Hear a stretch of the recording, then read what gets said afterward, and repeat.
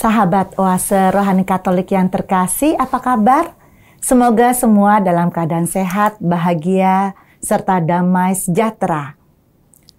Pergi ke pasar beli bantal. Belinya di pasar baru.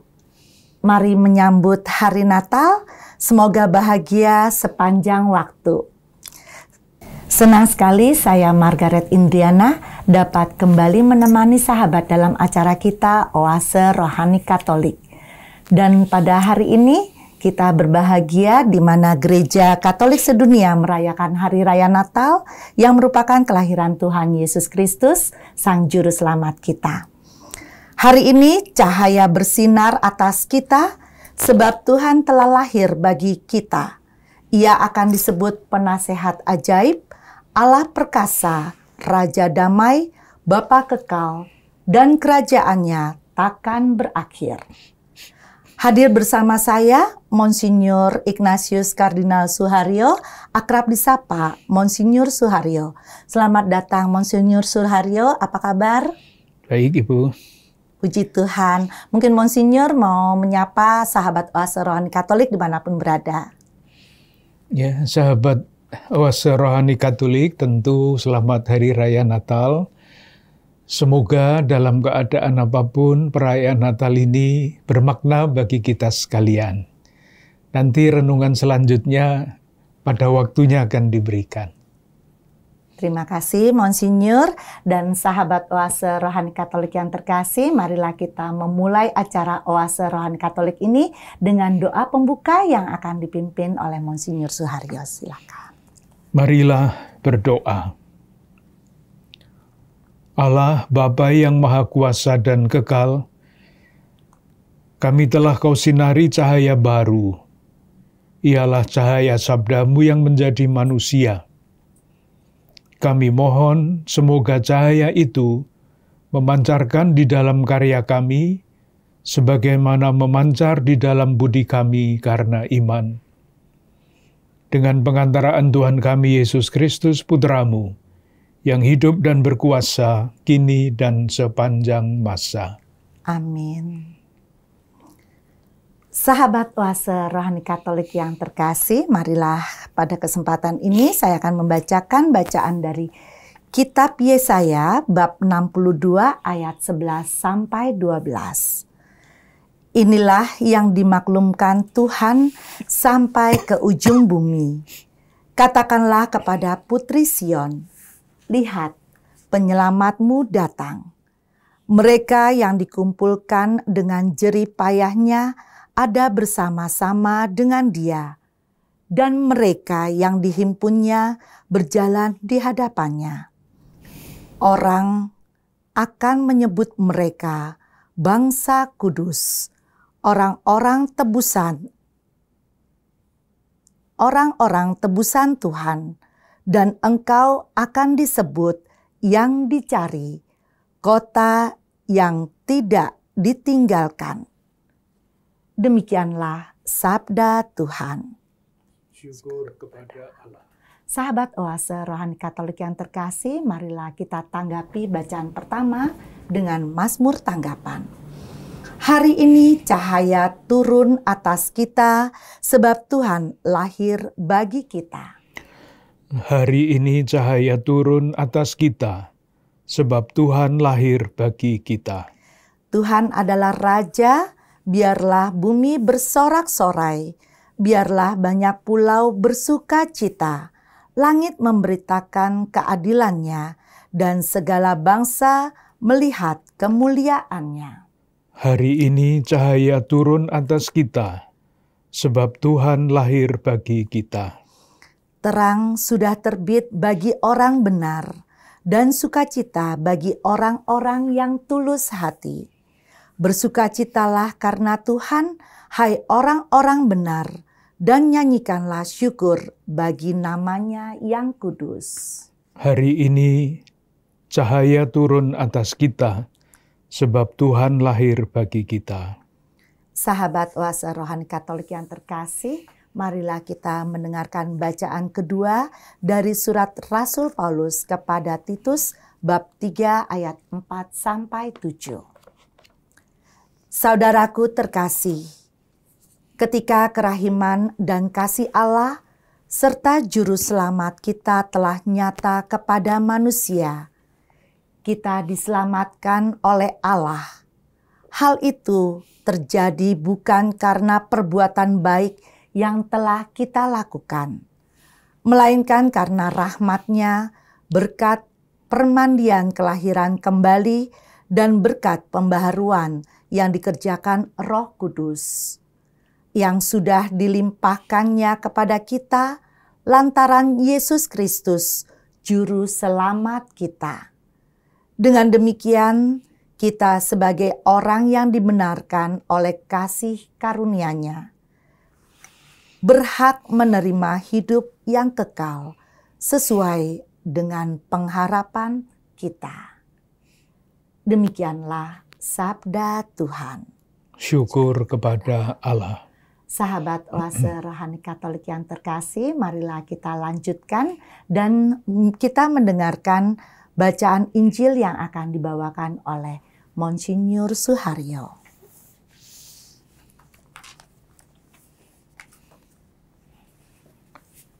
Haleluya, haleluya.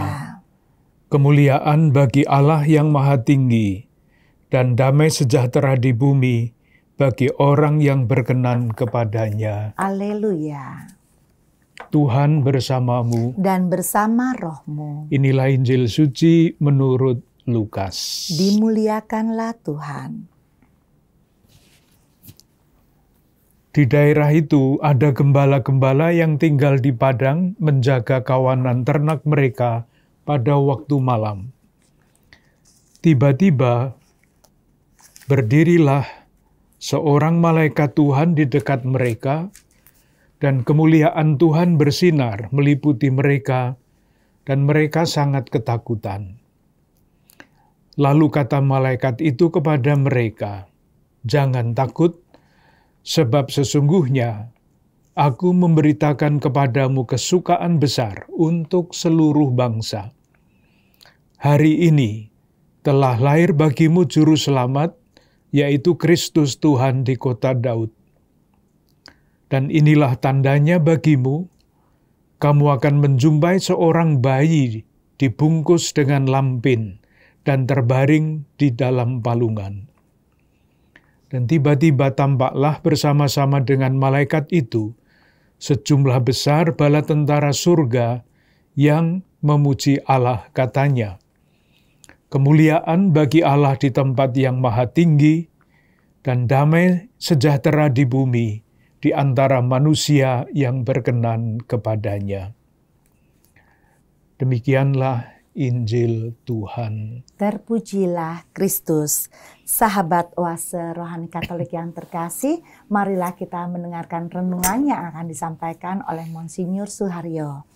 Monsinyur Suharyo, dari bacaan hari ini, cerita-cerita inspirasi apa yang ingin Monsinyur sampaikan untuk Margaret dan juga sahabat Oase Rohani Katolik? Sudah 40 tahun lebih, Konferensi Wali Gereja Indonesia bersama-sama dengan Persekutuan Gereja-Gereja di Indonesia setiap tahun menulis pesan Natal bersama. Ini pantas sangat disyukuri karena di tempat lain, di negara lain tidak ada yang seperti ini. Hanya di Indonesia. Dan untuk tahun ini, tema yang diusulkan adalah salah satu ayat yang tadi dibacakan, yaitu Lukas bab 2 ayat 14. Kemuliaan bagi Allah di tempat yang maha tinggi dan damai sejahtera di bumi. Tidak lengkap ayatnya dikutip, tetapi tentu dengan memotong ayat itu ada maksudnya. Tetapi pertama-tama sekali lagi saya ingin mengucapkan selamat Hari Raya Natal kepada para pencinta Oase Rohani Katolik dan kepada siapapun yang merayakan Hari Natal. Kita berharap semoga sebagaimana dinyanyikan oleh malaikat tadi, kita semua yang merayakan kelahiran Yesus sungguh-sungguh mengalami damai, damai di dalam hati kita, damai di dalam keluarga dan komunitas kita, dan damai untuk seluruh bangsa Indonesia. Dan lebih luas lagi, damai di seluruh muka bumi ini. Ini harapan. Realitasnya seringkali jauh dari harapan kita. Tetapi justru karena itu, kita diharapkan untuk mewujudkan yang kita harapkan itu. Supaya kita sungguh-sungguh mengalami damai, keluarga kita mengalami damai, dan seluruh umat manusia juga mengalami damai. Saya menjelaskan 1-2 hal saja, nanti kita bisa terus bertanya jawab mengenai ini. Nyanyian dari surga itu bunyinya begini, bagian pertama, kemuliaan bagi Allah di tempat yang maha tinggi. Pertanyaan ini mendorong munculnya, atau pernyataan ini mendorong munculnya satu pertanyaan di dalam diri saya. Kalau saya mengucapkan kalimat ini, kemuliaan bagi Allah di tempat yang maha tinggi, apa yang bisa kita pikirkan?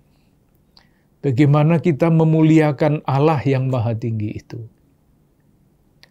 Jawabannya bisa macam-macam. Yang pertama, tentu kita memuliakan Allah dengan lagu, pasti. Puji-pujian ya. Itu jelas, paling gampang, menyanyi. Oleh karena itu ada sekian banyak lagu-lagu Natal, sekian banyak musik-musik Natal yang dimainkan oleh orkes dan sebagainya. Itu adalah pujian kemuliaan bagi Tuhan. Pertanyaannya adalah, apakah itu cukup? Dalam arti tertentu, mungkin baru itu yang bisa kita lakukan. Saya ingin menawarkan satu gagasan yang moga-moga dapat membuka jalan bagi kita semua untuk memaknai atau menjawab pertanyaan bagaimana kita dapat memuliakan Allah. Saya mulai dari kata-kata bijak dari seorang kudus yang namanya Santo Irenaeus. Santo Irenaeus itu mengatakan begini, dalam bahasa Latin, bahasa aslinya, Gloria Dei vivens homo. Kemuliaan Allah adalah manusia yang hidup. Maka manusia itu adalah sebetulnya cermin kemuliaan Allah. Kalau kita mau memuliakan Allah, tetapi menghina atau merendahkan martabat manusia, meskipun dia bisa menyanyikan lagu pujian 1000, itu namanya tidak memuliakan Allah. Karena kemuliaan Allah terpancar di dalam pribadi manusia, dalam keadaan apapun, yang sehat, yang sakit, yang hebat, yang kurang hebat, itu semua adalah cermin kemuliaan Allah. Pertanyaannya adalah, apakah asal hidup manusia itu menjadi cermin kemuliaan Allah? Pasti jawabannya tidak. Lalu harus dijelaskan bagaimana? Saya mencoba berhasil apa tidak itu soal lainnya. Nanti kita bisa berdiskusi. Saya selalu senang mengingat ada 3 kata di dalam bahasa Indonesia yang akarnya itu sama. Kalau kita mendengar bunyinya aja masih langsung merasa, oh ini akar katanya sama. Yaitu khalik. Khalik itu pencipta. Makhluk itu ciptaan. Antara lain manusia. Dan yang ketiga adalah akhlak. Akhlak itu adalah perilaku moralitas yang mulia. Selalu dirumuskan dengan akhlak mulia. Karena akhlak tidak mulia itu tidak ada. Akhlak selalu mulia. Nah, coba kita lihat, itu bukan sekedar 3 kata yang akar katanya sama, tetapi menjelaskan hakikat manusia. Sehingga nanti kita bisa setuju dengan kata-kata Santo Irenaeus bahwa kemuliaan Allah adalah manusia yang hidup. Yang hidup seperti apa? Nah, ini yang harus dijelaskan dengan kata-kata itu. Manusia yang memancarkan kemuliaan Allah, pertama-tama adalah manusia yang sadar bahwa dirinya adalah makhluk ciptaan. Ini kelihatannya sederhana. Tetapi kalau kita membaca kitab suci, sejak awal, kitab Kejadian, kitab pertama, halaman pertama, manusia itu tidak mau bertahan sadar bahwa dirinya adalah makhluk. Dosa manusia pertama itu intinya apa? Intinya tidak mau mengakui dirinya sebagai makhluk, dia ingin mempunyai pengetahuan seperti Allah. Nah, jadi sudah sejak awal manusia itu tidak menyadari hakikatnya dan tidak setia pada hakikatnya itu. Akibatnya apa? Dosa manusia yang pertama. Kalau masih mau melanjutkan, masih bisa.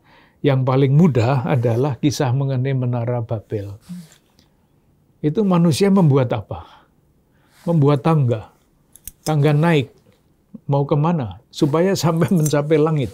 Tempat kediaman Allah. Dan menjadi Allah sendiri. Jadi kelihatannya sederhana. Saya sadar bahwa saya itu makhluk. Dan selalu makhluk. Jangan pernah ingin menjadi seperti Allah. Karena kalau begitu hancur dia. Maka pertama kali yang disadari manusia yang hidup adalah manusia yang sadar betul dan tidak mau keluar dari hakikat itu. Bahwa dirinya adalah makhluk. Nah, kalau dirinya itu makhluk, lalu tanggung jawabnya atau tugasnya atau sikapnya yang paling dasar apa? Jawabannya juga sederhana, meskipun jawaban itu mudah terucap, tetapi susah, bukan main untuk mengungkapkannya. Karena tanggung jawab manusia sebagai makhluk itu bersembah sujud kepada Allah. Sembah sujud. Itulah sebabnya kalau kita loncat jauh ya, moga-moga tidak membingungkan. Kalau kita bertanya kepada Santo Ignatius dari Loyola, menurut latihan rohani itu, untuk apa manusia itu diciptakan? Sebagai makhluk, tidak sebagai yang lain. Yaitu jawabannya untuk bersembah sujud, mengabdi dan memuliakan Allah. Itu tugasnya manusia sebagai makhluk. Oleh karena itu, sikap dasar pertama sebagai makhluk adalah bersembah sujud di hadapan Tuhan. Itulah yang kita laksanakan kalau kita merayakan Natal, kita berdoa, kita berziarah, kita membaca bacaan rohani itu sembah sujud di hadapan Tuhan. Tetapi itu tidak cukup. Sembah sujud mesti diwujudkan di dalam sembah bakti. Nah, disitulah muncul kata yang ketiga, akhlak mulia. Jadi sembah sujud kepada Allah Sang Pencipta oleh manusia yang adalah makhluk itu mesti diwujudkan dalam sembah bakti. Nah, sembah bakti itu mengandaikan akhlak mulia. Karena kalau tidak berakhlak mulia, dia tidak bersembah bakti kepada Allah. Dia menipu Allah. Maka seringkali ada yang mengatakan, kalau hari Minggu itu bersembah bakti kepada Allah, tetapi Senin sampai Jumat atau Sabtu, itu menipu Allah. Itu namanya bukan sembah bakti. Tetapi entah apa sembah apa lagi, tapi sembah tipu mungkin ya. Jadi, sembah bakti itu harus diwujudkan dengan akhlak mulia. Nah, akhlak mulia itu kalau memang sungguh-sungguh bisa tumbuh di dalam diri seseorang yang adalah makhluk, Dengan sendirinya, apapun yang dia buat itu akan baik. Apapun. Jadi semakin kita bertumbuh di dalam akhlak yang mulia, tidak bisa sempurna ya, karena manusia itu fana. Tetapi ketika kita sungguh-sungguh dapat bersembah sujud kepada Tuhan dan mencoba mewujudkan sembah bakti itu di dalam kehidupan nyata, berdasarkan akhlak mulia, lalu manusia yang seperti itu, yang bersembah sujud dan bersembah bakti kepada sesama, kepada alam, itulah cermin kemuliaan Tuhan. Maka bisa saja ada cermin yang buram, ada juga cermin yang terang benderang, dan kita berjalan dari cermin yang buram itu pelan-pelan menuju cermin yang terang benderang. Nah, cermin yang terang benderang itu hanya dicapai oleh orang kudus. Jadi Bunda Maria, Santo Yosef, Santo siapa lagi, Santo Ignatius, Santo Leonardo, Santo itu semua cermin yang sangat terang, memancarkan kemuliaan Allah. Kita belum sampai ke sana. Kita sedang berjalan menuju ke entah sampai kemana nanti kita tidak tahu, tetapi panggilan kita adalah itu. Itulah yang di dalam bahasa gereja disebut panggilan menuju kesempurnaan kasih. Panggilan menuju kesempurnaan kesucian, panggilan menuju kesempurnaan hidup Kristiani. Semua orang punya panggilan yang sama. Jalan hidupnya bisa berbeda, tetapi panggilannya sama. Hanya ada yang sampai 100%, ada juga yang entah sampai berapa persen.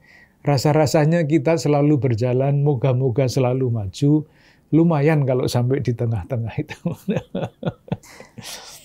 Itu cermin kemuliaan Allah. Maka kalau seperti melihat misalnya yang paling ekstrim, Bunda Teresa dari Kalkuta. Kenapa Bunda Teresa dari Kalkuta itu dengan sengaja merawat orang-orang yang paling miskin di antara orang miskin? Mengapa? Karena di dalam wajah orang-orang miskin itu, ia melihat Yesus. Orang-orang miskin memancarkan Tuhan. Dan itu tentu berdasarkan kitab suci ya. Kalau kita ingat kisah penghakiman terakhir, apapun yang kau lakukan untuk saudaraku yang paling hina, kau lakukan untuk aku. Tetapi yang dapat mencapai kematangan seperti Bunda Teresa itu ya beliau dan anak buahnya mengikuti, mencoba mencari jalan. Tapi itu nanti juga bisa menjadi pertanyaan yang agak mengganggu ya, agak aneh lah. Bagaimana saya bisa melihat pancaran kemuliaan Allah pada diri seorang begal misalnya? Kan susah dijawab. Jawabannya harus panjang Ibu ya. Iya, itu dulu lalu nanti kita bisa lanjut. Iya, terima kasih Monsinyur Suharyo yang sudah memberikan cerita-cerita inspirasinya di mana pada hari Natal ini kita mengenal 3 kata yang sungguh-sungguh meresap dalam hati kita. Khalik, Sang Pencipta, makhluk yaitu manusia, dan juga akhlak yang mulia supaya kita dapat merayakan Natal dengan penuh sukacita dan damai sejahtera. Baiklah sahabat Oase Rohani Katolik yang terkasih, demikianlah sesi kita yang pertama dan kita akan lanjutkan pada sesi yang berikutnya.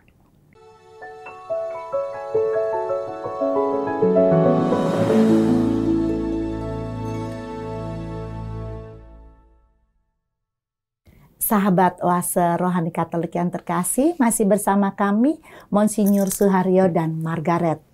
Bagi Anda yang ingin menyampaikan pertanyaan, dapat mengirimkan ke alamat email orkkaj2021@gmail.com atau melalui HP 0881 0251 33438. Baiklah sahabat Oase Rohani Katolik yang terkasih, marilah kita lanjutkan dengan perbincangan rohani pada hari ini.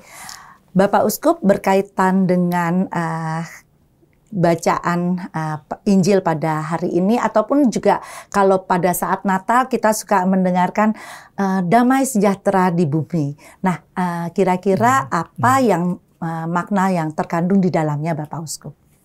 Ya. Damai itu bahasa Indonesia yang menerjemahkan kata asing shalom.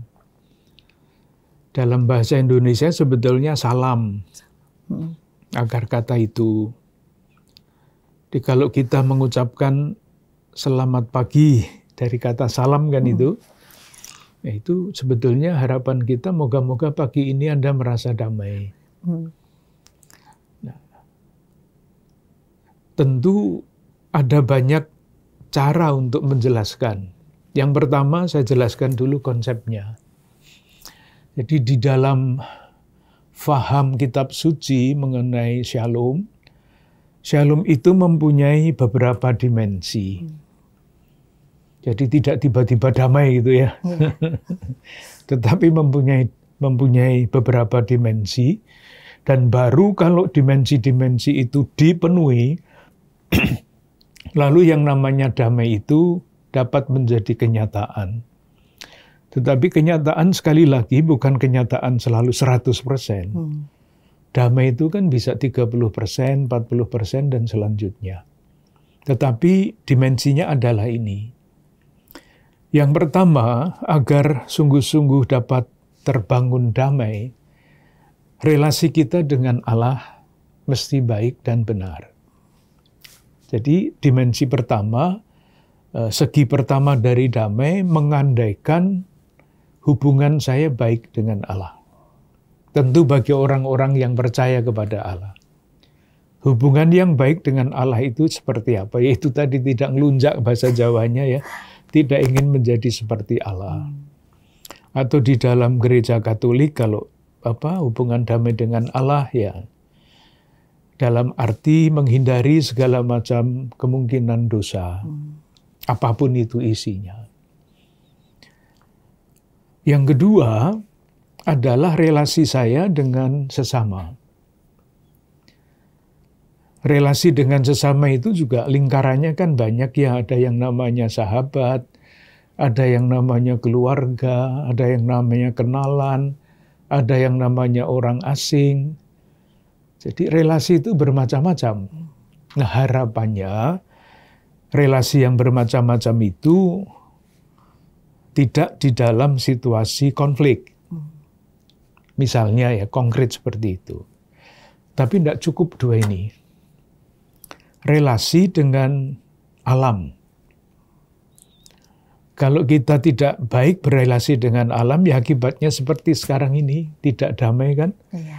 Kalau suhu udara itu 40 derajat, ya kita bagaimana bisa merasa damai?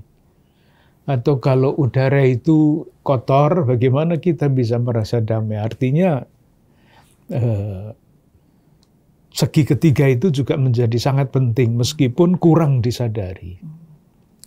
Dan yang ketiga, yang keempat, nah ini yang seringkali bagaimana merumuskannya tidak gampang ya, relasi dengan diri sendiri.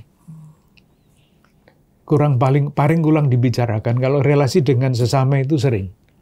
Relasi dengan Allah juga sering. Tapi relasi dengan diri sendiri itu bisa mengganggu damai di hati.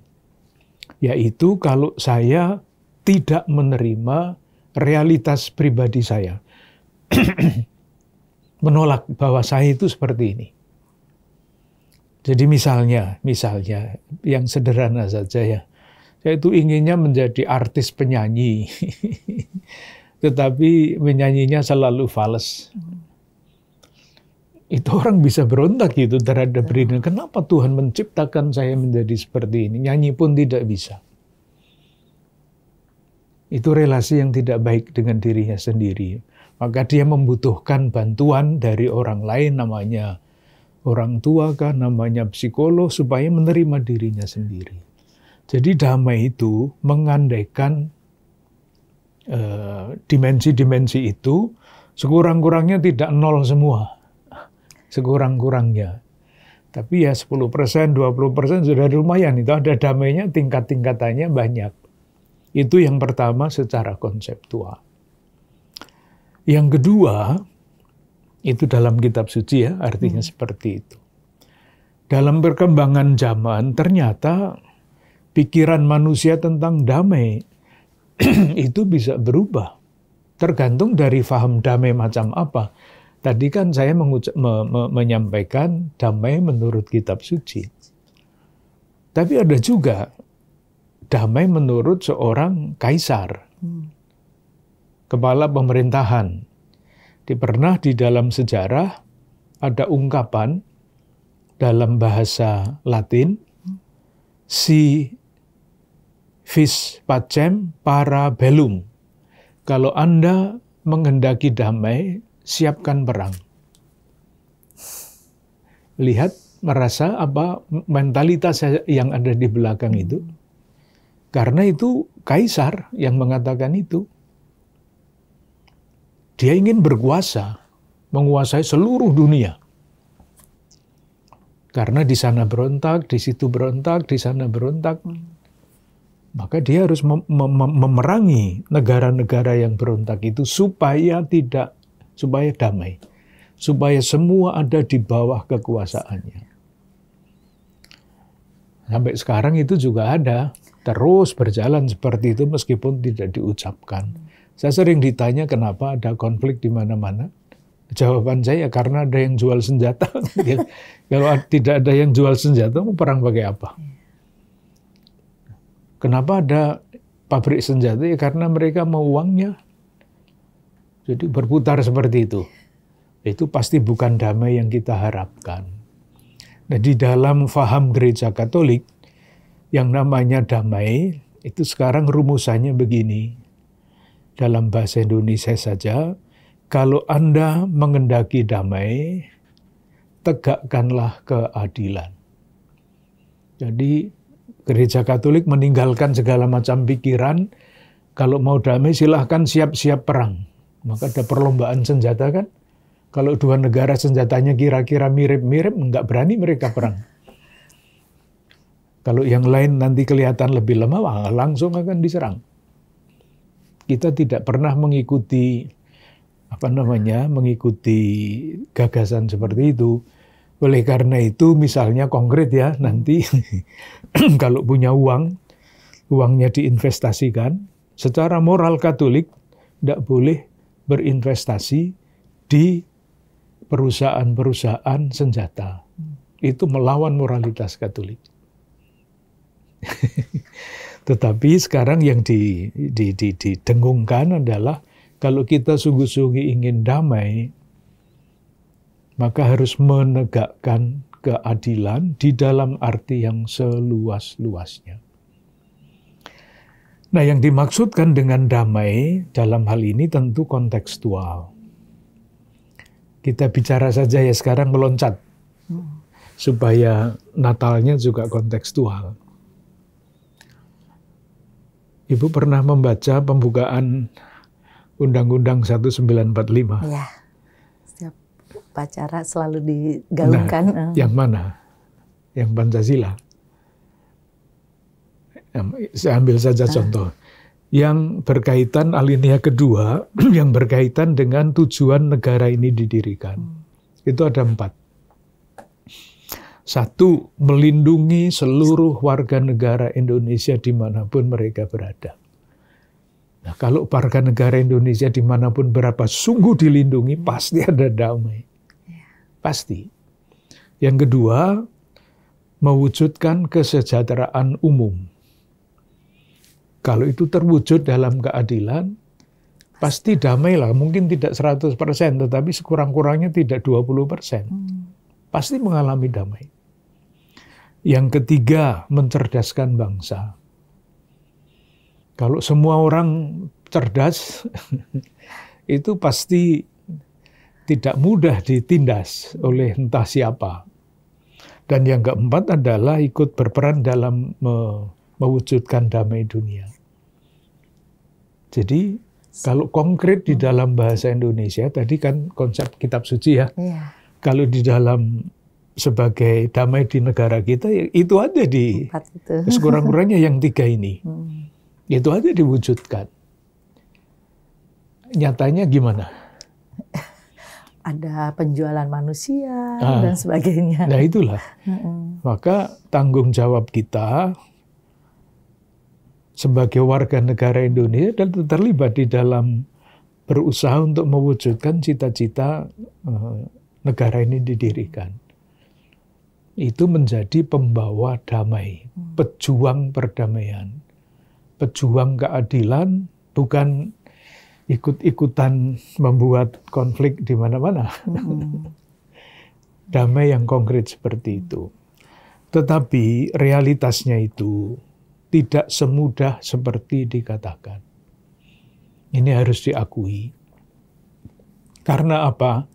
Kalau kita ngomong tentang Indonesia, Ibu ya, ini negara sebesar ini, dengan penduduk sebanyak ini, silakan membayangkan betapa sulitnya melayani masyarakat yang jumlahnya seperti itu, wilayahnya seluas itu. Orang kita ini kalau saya ya, melayani umat Keuskupan Agung Jakarta yang jumlahnya 500.000, itu sudah tidak gampang. Coba bayangkan 270 juta. Oleh karena itu, kalau saya menyebut tadi beberapa hal yang menunjukkan belum adanya damai, dibandingkan dengan cita-cita, saya tidak ingin meratapi kegelapan. Orang mengatakan lebih baik menyalakan lilin kecil daripada meratapi kegelapan. Maka pesan Natal yang dirumuskan dengan mengutip ayat ini oleh PGI dan KWI sebetulnya ajakan itu. Mari sebagai warga negara yang beriman Kristiani, karena ada gereja Protestan dan gereja Katolik, menyadari realitas itu, dan kemudian mencari jalan sekecil apapun, sesederhana apapun, untuk menciptakan damai dalam arti itu. Konseptual ya, tetapi konkret sebagai warga negara Indonesia juga. Itulah misalnya yang dirumuskan di dalam arah dasar Keuskupan Agung Jakarta, khususnya tahun 2023 kan kesejahteraan bersama. Itu mengutip tujuan negara kita didirikan dan ajaran sosial gereja yang cocok. Belum lagi kalau kita omong tentang hal-hal kecil di keluarga, sekarang juga banyak cerita tentang KDRT. Di beberapa tempat ada konflik antar geng. Anak-anak muda juga suka tawuran. Jadi memang antara cita-cita dan realitas itu jauh. Itulah sebabnya pula kita setiap kali masih berdoa, datanglah kerajaan-Mu. Kalau kerajaan Allah datang, antara cita-cita dan realitas itu sama. Tapi kan jauh itu ya, jauh. Jadi kalau kita mendoakan datanglah kerajaan-Mu, sebetulnya ini janji ini yang dirumuskan. Janji untuk ikut membawa damai, janji untuk ikut memuliakan manusia supaya sungguh-sungguh semakin memancarkan kemuliaan Allah. Baik, Bapak Uskup, terima kasih banyak atas inspirasinya, di mana pada hari ini, di hari Natal yang sungguh berbahagia, kita coba mewujudkan secara konseptual maupun juga secara konkret damai sejahtera di bumi yang kita cintai ini. Sahabat Oase Rohani Katolik yang terkasih, marilah kita mohon doa dan berkat dari Monsinyur Suharyo untuk kita menutup sesi dari Oase Rohani Katolik pada hari ini. Marilah kita berdoa. Dalam nama Bapa dan Putra dan Roh Kudus. Amin. Allah, Bapa yang Maha Pengasih dan Penyayang, bersama-sama dengan seluruh umat beriman, khususnya umat Kristiani di seluruh dunia, kami ingin bersyukur kepadamu karena begitu besar kasih-Mu, sehingga Engkau mengutus Yesus Kristus Putra-Mu, supaya kami semua memperoleh kehidupan yang sejati. Kami percaya bahwa Engkau memanggil kami, siapapun kami, melalui jalan hidup yang berbeda-beda, untuk terus bertumbuh, semakin hari, semakin menjadi Kristus-Kristus kecil di zaman kami ini, di dalam lingkungan kami yang sempit maupun yang luas. Sehingga dengan demikian kami semakin hari semakin bertumbuh, menjadi murid-murid Yesus Kristus Putra-Mu yang semakin tekun dan setia.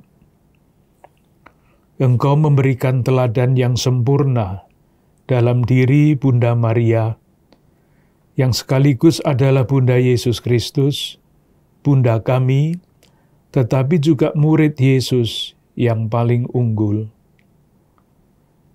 Semoga dengan merayakan Natal ini, kami sungguh-sungguh merasakan kepedulian-Mu, merasakan kasih sayang dan kasih setia-Mu yang sejak awal Kau tunjukkan di dalam sejarah umat manusia, di dalam sejarah hidup kami masing-masing, di dalam sejarah keluarga-keluarga dan komunitas kami. Semoga kebaikan hati-Mu mendorong kami, sekali lagi untuk terus mengikuti Yesus Kristus Putra-Mu yang kelahirannya kami rayakan ini, dan yang selanjutnya berkeliling sambil selalu berbuat baik. Semoga dengan demikian hidup kami semakin mencerminkan kemuliaan-Mu, dan kami Kau jadikan pembawa-pembawa perdamaian, dimanapun kami hidup, damai dengan diri kami masing-masing, damai dengan sesama kami, damai dengan alam ciptaan yang Kau anugerahkan kepada kami, dan damai dengan diri-Mu yang selalu menyertai kami. Semoga kita sekalian, keluarga-keluarga dan komunitas kita, saudari-saudara yang kita doakan secara khusus pada hari Natal ini, selalu dijaga, dilindungi, dan dilimpahi berkat oleh Allah yang Maha Kuasa, Bapa dan Putra dan Roh Kudus. Amin. Terima kasih Monsinyur Suharyo yang sudah memberikan inspirasi untuk kehidupan kita semua yang ada di sini, dan semoga kita dapat mewujud nyatakan dalam kehidupan kita sehari-hari. Susu kental dicampur durian, warnanya putih, enak dimakan. Selamat Natal kami ucapkan, berbagi kasih dan kedamaian. Salam damai, Tuhan memberkati, dan selamat Natal.